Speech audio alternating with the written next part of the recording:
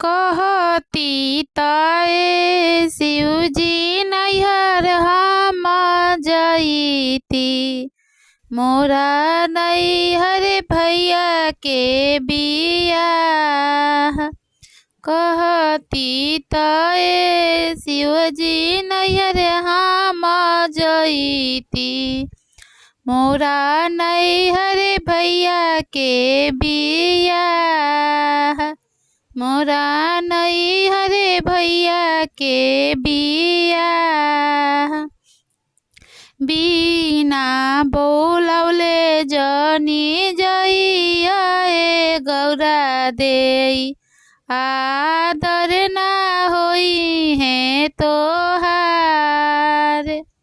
बिना बोलौले जनी जइया ए गौरा देई, आदर ना होई है तोहार।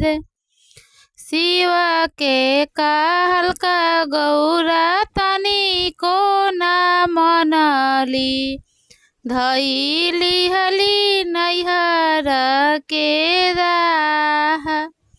शिव के कहल का गौरा तनी को ना मनली, धइली हली नैहर के राह। धइली हली नैहर के राह।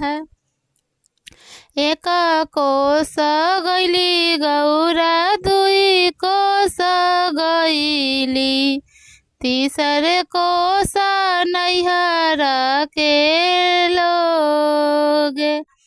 एक कोस गइली गौरा, दुई कोसे गइली, तीसर कोसे नैहर के लोग। तीसर कोसे नैहर के लोग। आमा से भेटली गौरा, दीदिया से भेटली, भौजी बोलेली बिरही बोल। आमा से भेटली गौरा, दीदिया से भेटली, भौजी बोलेली बिरही बोल। भौजी बोलेली बिरही बोल। के तोहके भेजले ननदो नेउता से बरिया, कोई तोके भेजले नेउता। के तोहके भेजले ननदो नौआ से बरिया, के ई तोहके नेवाता पेठावे। के ई तोहके नेवाता पेठावे। के करा कहल का ननदो नैहर चली अइलू, के ही करी आदर सत्कार। के करा कहल का ननदो नैहर चली अइलू, के ही करी आदर सत्कार। के ही करी है आदर सत्कार। अपनी महलिया से बोलले कवन भैया, सुन धनी बचन हमार।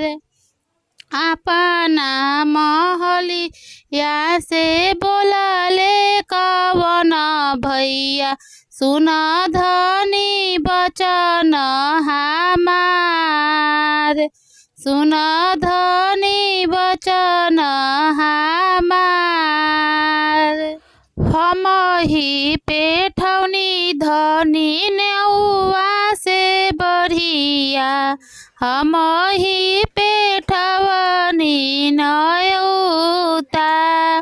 हम ही पेठौनी धनी नौआ से बढ़िया, हम ही पेठौनी धनी नेवाता। हमारी का हल्का गौरा नैहरे चली आइली हमी कर में आदर सतेकार हमारी कहल का बहिनी नैहरे चली आइली भैया करियने आदर सत्कार भैया करियने आदर सत्कार।